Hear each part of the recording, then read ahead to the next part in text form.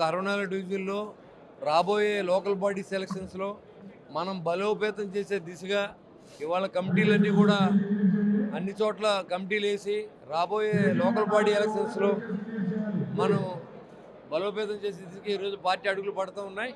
దాంట్లో భాగంగానే ఈరోజు ఈ మీటింగ్ ఏర్పాటు చేసాం.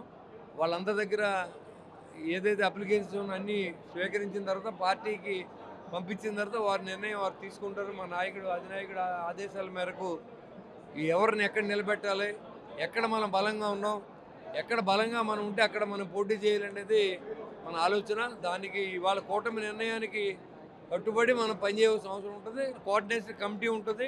ఆ కమిటీ ఆదేశాల మేరకు ఎక్కడ మనం బలంగా ఉన్నాం అక్కడ మనం పోటీ చేస్తాం.